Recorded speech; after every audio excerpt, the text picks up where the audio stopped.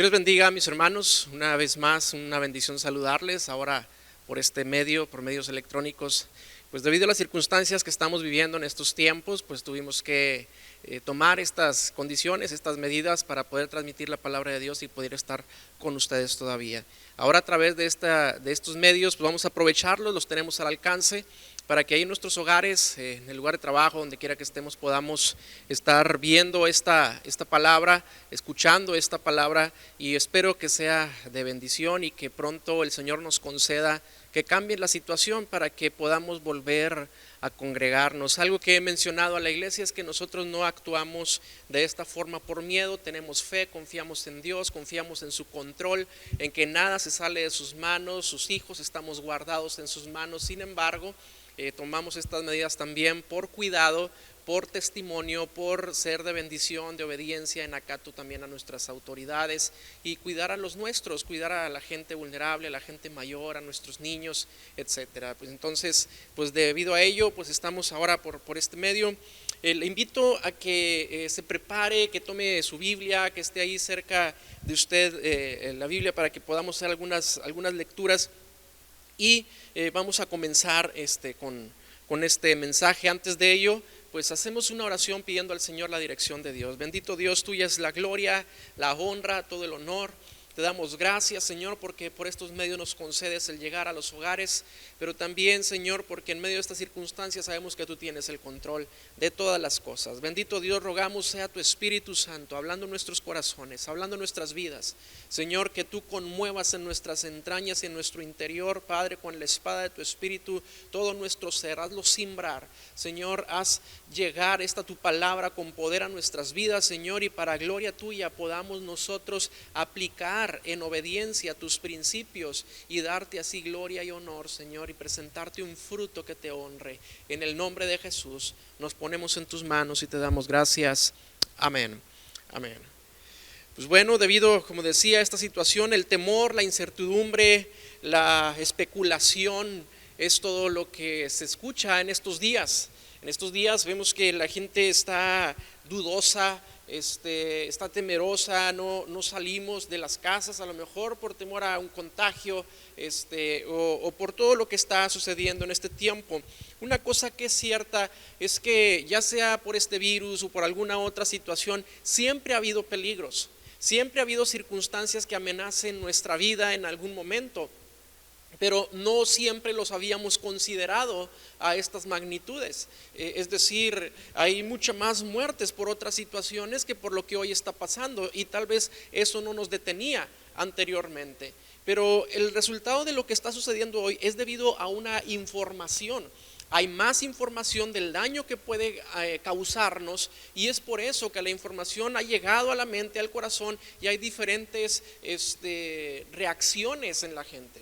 Hay quienes pueden reaccionar con miedo, hay quienes pueden reaccionar con solo cautela, hay quienes tienen una actitud relajada y tal vez no están creyendo en todas estas cosas. Hay teorías conspiracionistas, hay una gran cantidad de cosas, incluso quienes hacen de esto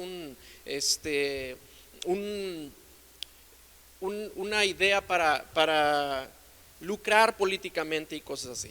Pero la palabra del Señor es para nosotros nuestra paz. Esa es nuestra vida. Nosotros vivimos conforme a lo que la palabra nos enseña, y la palabra misma nos dice que no debemos temer, sino creer en el Señor Jesucristo, creer en su palabra, creerle a Él.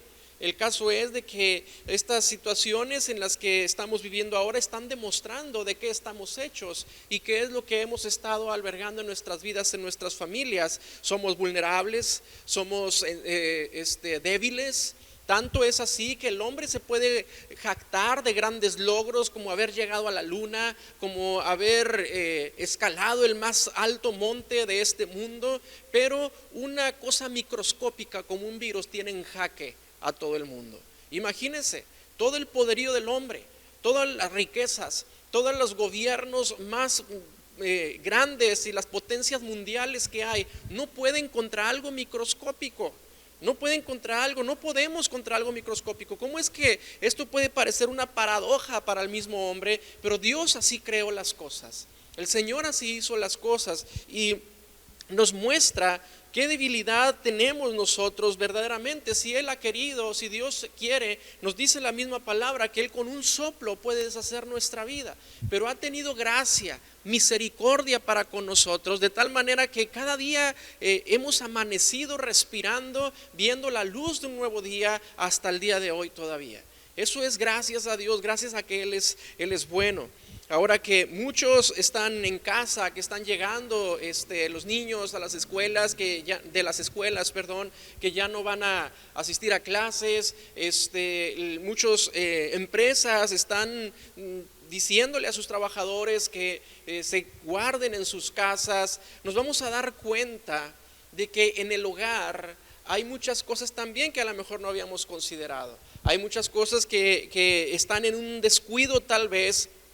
Un ejemplo, la condición familiar, la relación familiar, los matrimonios. Hay matrimonios que no saben convivir mucho tiempo juntos. Si no está él o ella trabajando y se encuentran juntos por 2, 3, 4, 5 días seguidos, pareciera que no hay forma de convivir. Nos vamos a dar cuenta de la obediencia y la sujeción de los hijos. Aquellos hijos que han estado siendo educados fuera de casa y que no hay principios dentro de casa, se van a dar cuenta en muchos hogares que es mayor la influencia del exterior que lo que se enseña en el hogar. En muchos hogares se van a dar cuenta que el lenguaje de los niños que traen de sus escuelas, de sus compañeros y todo esto, les ha influenciado de tal manera que ha cambiado conductas, ha cambiado maneras de pensar, y se van a estar dando cuenta de cosas como estas en estos próximos días. Pero lo peor, o la cosa más grande y terrible de la que nos podemos dar cuenta, es que estemos en una mala condición espiritual, que estemos en malas condiciones espirituales. ¿Cómo nos damos cuenta de ello? Nos damos cuenta porque cuando ahora que hasta las iglesias evangélicas y de otras religiones están tomando estas medidas, cerrando sus puertas, y la gente se está quedando en casa en los días que comúnmente se reunían en las iglesias, ahora en sus hogares, nos vamos a dar cuenta que la Biblia muchas veces no la usaban más que para ir a la iglesia. Es decir, no la leían entre semana, no la leían en otro momento, no buscaban de Dios en otras circunstancias, sino que ahora que están encerrados en casa y no hay motivo para abrirla, porque no están yendo a la iglesia. Y eso nos habla de una condición espiritual delante de Dios en la que estamos equivocados, en la que estamos mal. Muchas cosas saldrán a la luz estos tiempos de nuestra propia vida, de nuestro propio corazón. Bien dice la palabra del Señor que cuando Él pasó por el desierto al pueblo de Israel fue para probar qué había en su corazón. Este tiempo es tiempo de prueba, pero también es tiempo de oportunidad y de bendición, si lo vemos desde la perspectiva de Dios, desde la perspectiva correcta. Y a eso les quiero invitar en este día, con este mensaje que vamos a escudriñar en la palabra del Señor. Espero de verdad que esto sea de bendición y me pueda seguir en las bases bíblicas. La gente hoy necesita de Dios. No necesita solamente una solución para una circunstancia específica de este tiempo, sino necesita de Dios para toda su vida, para todo lo que hace, para todo lo que es. En todo nuestro ser tiene un diseño en el cual se siente vacío e incompleto si no está Dios en él.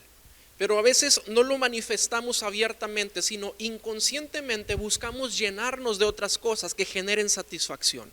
Es decir, hay quienes buscan en la diversión, en el juego, algunos en el trabajo, algunos en la pareja sentimental, algunos en algunas otras cosas. De alguna otra forma buscamos la satisfacción personal. Lo que no nos damos cuenta es que ese vacío, ese deseo de satisfacción es un hambre espiritual que tenemos, pero no lo identificamos o lo discernimos como tal. Porque estamos acostumbrados a alimentar solamente las emociones, a alimentar solamente el alma y no alimentar el espíritu. Estamos acostumbrados a buscar aquello que nos satisface y no aquello que nos confronta. Es una necesidad que seamos confrontados por la verdad de Dios, por la verdad de la palabra. Tú que estás ahorita en tu hogar, tal vez vas a observar y vas a darte cuenta que hay muchas cosas que en tu hogar, en tu familia, requieren de la intervención divina. Requieren de que Dios esté en el control de esa situación. Y quiero llevarte a este tema, a este principio de la palabra de Dios, el cual es levantar un altar un altar en el cual se puede ofrecer a Dios, el cual es un símbolo de comunión del hombre y Dios, algo que en tiempos antiguos, del Antiguo Testamento, en el tiempos de la ley de Moisés, fue algo muy conocido y muy practicado y establecido por Dios en la ley, para que el hombre pudiera tener una forma de acercarse a Dios. Pero en este tiempo el altar es distinto. El altar es diferente, es decir, no requerimos levantar un altar físicamente de construcción de material, sino un altar espiritual en nuestros corazones, en nuestros hogares, en nuestras familias. Con levantar un altar quiero decir que Dios tenga un lugar en el cual haya comunión contigo, en el cual haya comunión con tus hijos, y no de forma religiosa, no de la manera en la que tal vez nosotros pudiéramos tener nuestros hogares, y lo digo con mucho respeto. Tal vez hay quienes tengan una imagen, hay quienes tengan veladoras alrededor de esa imagen, o tengan alguna representación de alguna deidad, de algún santo, alguna cosa así, pero no necesariamente, no me refiero a ese tipo de altar, sino al altar en el cual nos habla la palabra en el libro de los Romanos, en el capítulo número 12, en el versículo número 1, que presentemos nuestros cuerpos en sacrificio vivo, nuestros cuerpos en sacrificio vivo, santo y agradable, porque ese es tu culto, ese es el culto que corresponde el darle al Señor.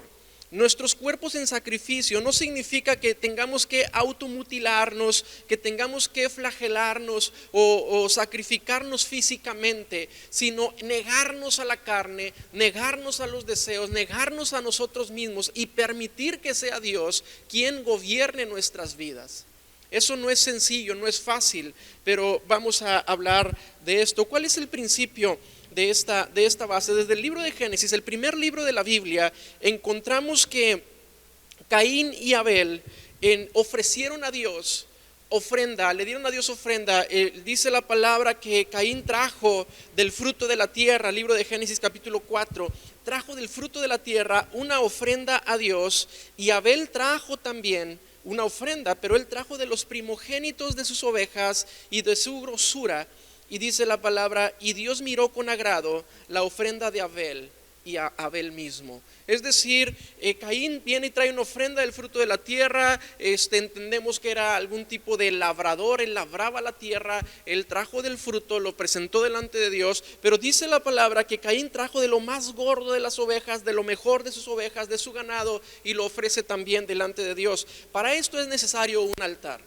Para esto es necesario un altar, y esta es la primera ofrenda que encontramos sobre un altar. El hombre, los primeros hombres sobre la tierra, que estamos hablando de Caín y Abel, descendientes de Adán y Eva, los primeros hombres sobre la tierra sabían que había que ofrecer algo al Creador, sabían que había que ofrecer algo a Dios.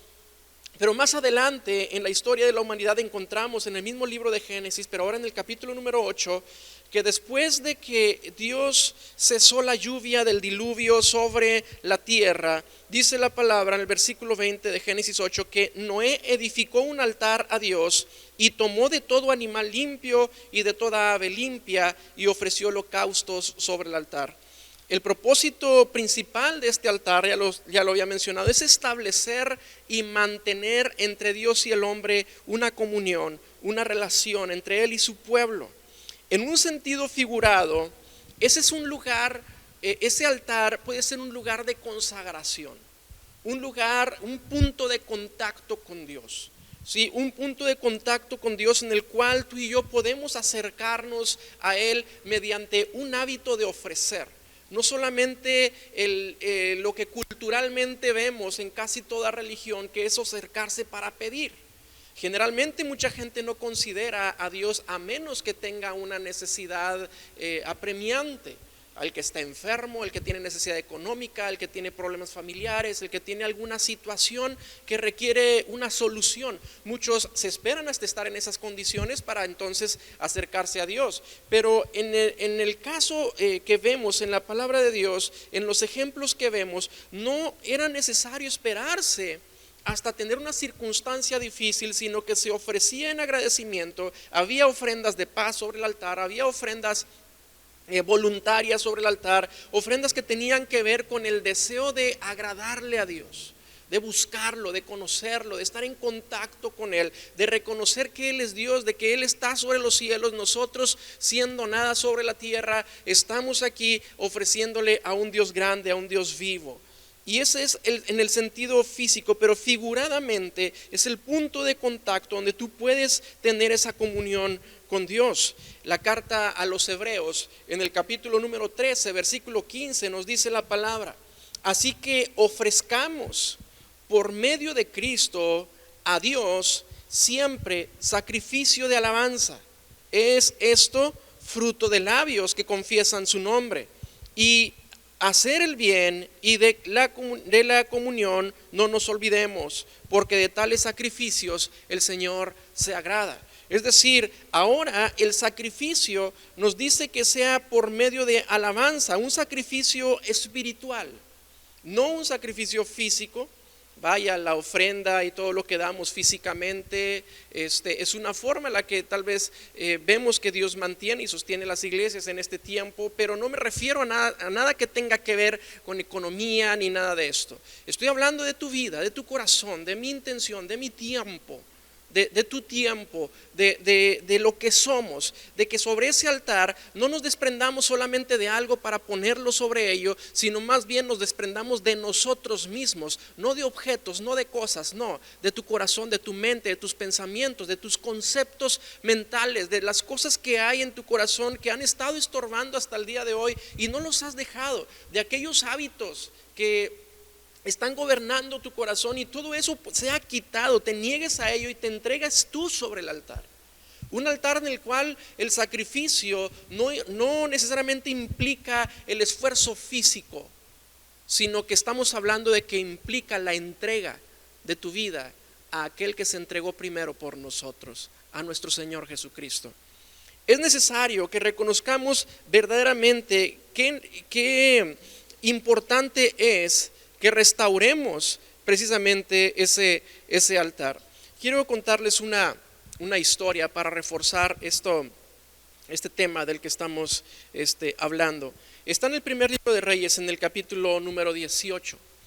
La Biblia nos habla en este capítulo acerca de un profeta y un rey. Vamos a encontrar la historia en capítulos anteriores y posteriores acerca del rey Acab. El rey Acab, que la Biblia lo menciona como el peor de los reyes de Israel. Fue el séptimo rey en el reino del norte de Israel y se casó con una mujer que tenía costumbres paganas, una mujer llamada Jezabel, que era una profetisa de un ídolo llamado Baal. Y esto ya de por sí violaba una ley. Los israelitas tenían la ley de no involucrarse o hacer matrimonios con personas que fueran de otros pueblos, y este rey se casa con esta mujer que no solamente era de otro pueblo, sino que era una sacerdotisa que adoraba a otros dioses, y viola así la ley de Dios el rey de Israel, el rey Acab, y esto trae toda una decadencia a toda la nación. Toda la nación se empieza a inclinar a los dioses que adoraba su esposa, a los Baales, y la palabra nos enseña que ella misma mantenía a los profetas en su propia mesa, a los falsos profetas, a los profetas de Baal, los mantenía en la mesa de la misma reina. Es decir, había, como quien dice, un presupuesto especial del gobierno para mantener una idolatría en ese tiempo. Entonces vemos que todo el pueblo está cayendo en esta idolatría, pero llega el tiempo en el que el profeta Elías sale en escena, y la palabra nos enseña que este era un varón de Dios, una persona que tenía temor de Dios, que había sido escogido por Dios para hablarle al pueblo de parte de Dios. El profeta Elías, en ocasiones repetidas, dio instrucciones a Acab, reprendió a Acab y estuvo en contra del gobierno de él por todas las cosas malas que hacía. Y en el capítulo 18 encontramos que el mismo profeta Elías, en ese celo que sentía en su interior, en su corazón, convoca a todo el pueblo de Israel, convoca seguramente a los principales de todo el pueblo de Israel y reúne también a todos los falsos profetas de Baal y les dice, bueno, que hoy se determina el pueblo a quién vamos a servir. Si Baal es Dios, a él serviremos. Pero si Jehová es Dios, es a Él al que vamos a servir. ¿Hasta cuándo van a estar claudicando entre dos pensamientos?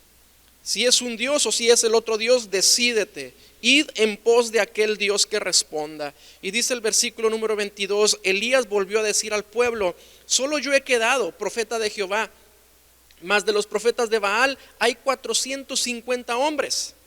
Entonces dénsenos 2 bueyes y escojan ellos uno y córtenlo en pedazos, pónganlo sobre la leña, pero no pongan fuego. Y yo prepararé el otro buey y lo pondré sobre la leña y ningún fuego pondré debajo. Entonces, para no hacer más larga toda esta lectura, lo que hace el profeta Elías es decirles: bueno, vamos a hacer 2 altares. Vamos a hacer sacrificios. Ustedes ofrezcan un buey sobre su altar, yo ofrezco uno sobre este altar, y ustedes se lo ofrecen a su Dios, yo a mi Dios, y el Dios que responda enviando fuego del cielo, a ese serviremos. El Dios que responda. Todos dijeron: ok, vamos con el desafío. Entonces la Biblia nos narra que estos hombres tomaron el buey, lo pusieron sobre el altar, lo prepararon, invocaron el nombre de su Dios, y dice el versículo 26, lo hicieron desde la mañana hasta el mediodía, diciendo: Baal, respóndenos. Pero no había ni quien respondiese, y entre ellos estaban saltando cerca del altar, rodeaban el altar y brincaban y gritaban con más fuerza todavía, y Elías les decía: grítenle más fuerte, tal vez su Dios está ocupado. Y ellos se esforzaban todavía más, al grado de que tomaron unos cuchillos, empezaron a automutilarse ellos mismos, a gritar otra vez: Baal, respóndenos. Y nunca respondió Baal. Se les terminó el turno, termina todo el día, y ahora dice Elías: ahora me toca a mí. Entonces él prepara el buey, pero para todo esto, antes de ponerlo sobre el altar, nos dice el versículo número 30, entonces dijo Elías a todo el pueblo: acercaos a mí. Y todo el pueblo se le acercó, y él arregló el altar de Jehová, y dice aquí que estaba arruinado. Arregló el altar de Jehová que estaba arruinado, y tomando Elías 12 piedras, conforme al número de las tribus de los hijos de Jacob, al cual había sido dado palabra a Jehová diciendo: Israel será tu nombre, edificó con las piedras un altar en el nombre de Jehová. Después hizo una zanja alrededor del altar, en que cupieran 2 medidas de grano. Preparó luego la leña, cortó el buey en pedazos y lo puso sobre la leña, y les dijo: llenen 4 cántaros de agua, derrámenlo sobre el holocausto y sobre la leña. Y dijo: hacerlo otra vez, y otra vez lo hicieron. Y dijo: hacerlo la tercera vez, y lo hicieron la tercera vez. De manera que el agua corría alrededor del altar, y también se había llenado de agua la zanja. Cuando llegó la hora de ofrecerse el holocausto, se acercó el profeta Elías y dijo: Jehová, Dios de Abraham, de Isaac y de Israel, sea hoy manifiesto que tú eres Dios en Israel, y que yo soy tu siervo, y que por mandato tuyo he hecho estas cosas. Respóndeme, Jehová, respóndeme, para que conozca este pueblo que tú, oh Jehová, eres el Dios, y que tú vuelves a ti el corazón de ellos. Y nos dice la palabra que Dios responde con fuego. El fuego desciende del cielo, consume el holocausto, consume el sacrificio, consume las piedras, consume el agua, y todo lo que estaba ahí lo consumió el fuego de Dios. Entonces todos dijeron: Jehová es Dios. Jehová es Dios. Pero lo interesante en todo esto es que la decadencia de todo el pueblo era tal que el altar de Jehová estaba derribado. Es decir, dice aquí la palabra que estaba en ruinas, y Elías lo tuvo que reconstruir.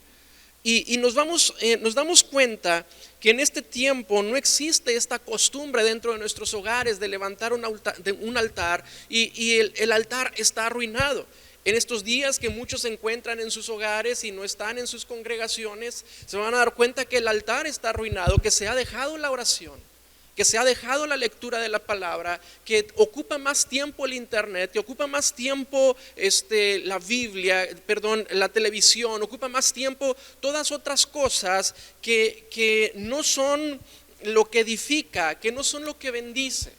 Y el Señor quiere que restauremos esa comunión con Él. Estos tiempos son tiempos de oportunidad para que tengamos esa comunión con Dios, para que levantemos ese altar como iglesia que somos. Sepa usted que la iglesia no se detiene nunca, ni por estas circunstancias. El hecho de que templos cierren las puertas no significa que la iglesia se detiene.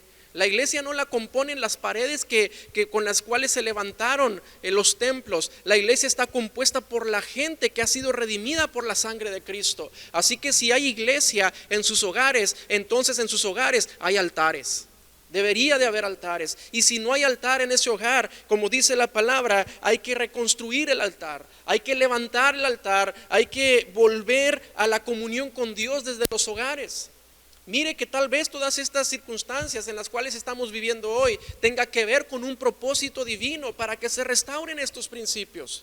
Desde el inicio en la palabra del Señor encontramos que las indicaciones para el pueblo de Israel era que en el hogar estén repitiendo la palabra constantemente. El libro de Deuteronomio en el capítulo número 6 nos dice la palabra: y estas palabras que yo te mando hoy van a estar sobre tu corazón primeramente. Tienen que estar en tu corazón. Versículo 7 dice: y las repetirás a tus hijos y hablarás de ellas estando en tu casa. Estando en tu casa hablarás de ellas, y andando por el camino, y al acostarte, y cuando te levantes, y las atarás como una señal en tu mano, y estarán como frontales entre tus ojos, y las escribirás en los postes de tus casas y en tus puertas. En el Salmo número 78, en el versículo 5, nos dice la palabra: Dios emitió sus leyes a Jacob, entregó sus enseñanzas a Israel, y les ordenó a nuestros antepasados que se las enseñen a sus hijos. Es decir, el hábito, la costumbre, la instrucción de Dios de enseñar a nuestros hijos en nuestros hogares se ha perdido en estos tiempos. ¿Cómo es que ocupa más lugar en la enseñanza de nuestros hijos la preocupación de los padres por la educación académica, por la educación escolar? Es decir, hay mucho mayor esfuerzo para comprar todos los materiales posibles, para dedicarle todo el tiempo necesario, para incluso para que estén en las mejores escuelas de acuerdo a la economía de cada uno y cosas como estas. Pero ¿quién ha dedicado todo ese esfuerzo para que conozcan de Dios en el hogar? ¿Quién ha dedicado todo ese esfuerzo para que en sus hogares haya un punto de encuentro y de comunión con Dios? Que se sepa que en el hogar no gobierna ni la televisión, ni el celular, ni el internet, sino que gobierna el Señor en esos hogares. Y no estoy en contra de los medios electrónicos, porque esto es lo que nos ayuda en estos tiempos también. Más bien de lo que estoy hablando es que en el corazón se ha albergado y se ha arraigado muchas otras cosas que no edifican, que no enseñan, que no traen ninguna bendición en el corazón del creyente, y se han hecho ya hábitos. Hermanos, dense cuenta, amigos que nos escuchan en sus hogares, dense cuenta de que Dios no ha tenido el lugar que debe de ser en tu vida, y no lo ha tenido el que debe ser en tu corazón, ni en tu familia tal vez. Dense cuenta cómo los hábitos de casa no tienen que ver con cosas espirituales, sino con cosas de satisfacción solamente. Muchas veces aquellos que usan la Biblia la utilizan a veces solamente de forma más de superstición que de fe. Es decir, piensan que teniendo una Biblia abierta dentro del hogar puede traer algún cambio, alguna circunstancia buena dentro del hogar, o alguna protección o alguna cosa así, o colgar imágenes o cosas por el estilo. Lo digo con mucho respeto, con mucho amor a todas las personas, diferentes creencias que pudiera haber ahorita. Pero lo que sí quiero decirle es que no está en eso, sino está en que practiquemos lo que la Biblia nos enseña.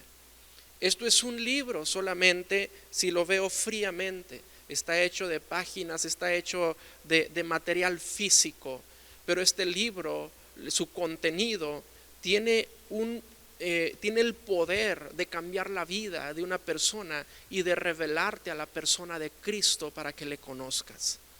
Pero ¿qué es lo que ha sucedido? Que en los hogares o no hay altares o están derribados.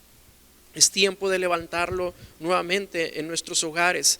Y para que entendamos un poquito esta dinámica de levantar un altar en nuestros hogares puede traer grande bendición en tu familia. grandes resultados, van a enriquecer la vida hogareña, se ejerce una influencia positiva en el corazón de tus hijos, en la familia. El lenguaje no es un lenguaje derrotista, es un lenguaje de paz, de bendición, es un lenguaje que está dentro de lo que la palabra nos enseña, nos habla para que nuestros corazones estén seguros en Cristo.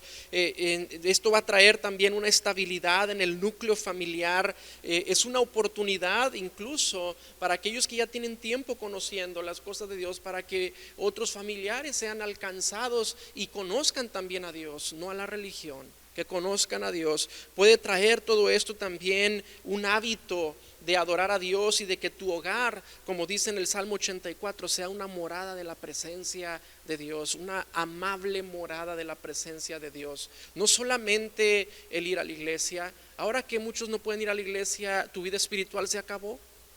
Ahora que muchos no pueden asistir, no pueden congregarse, ya no hay comunión con Dios por esa causa. Es decir, tu único punto de contacto con Dios era asistir a una reunión. Si esto es así, es que tu altar está derribado. Tu altar está derribado. En cada hogar debiera haber un altar. Yo te invito a que oremos en este momento y podamos levantar delante de Dios simbólicamente un altar. Quiero decir simbólicamente porque físicamente no es la enseñanza, no es el tema que estoy tratando de comunicar, sino más bien espiritualmente, un punto de contacto con Dios. Que tú quieras decirle al Señor: Señor, hoy yo quiero ofrecer sobre un altar primeramente mi vida, quiero entregarme a ti. Y número 2, Señor, yo te pido también que tú me ayudes a continuar manteniéndome en este ofrecimiento para que tenga yo una comunión contigo cada día. Te invito a que ores conmigo ahí donde estás, ahí en tu lugar. Trata de evitar toda distracción y que puedas ofrecer este tiempo a Dios. Bendito Dios, toda la gloria, la honra solamente es tuya. Señor, te pedimos en este momento que seas tú quien trate con cada corazón que está escuchando a través de estos medios tu palabra. Oh Dios, aquella persona que está haciendo de su vida un altar y un ofrecimiento delante de ti, yo te pido, Señor, que tú trates con él, que le guíes, que le dirijas, Señor, y que esto sea una realidad en cada hogar.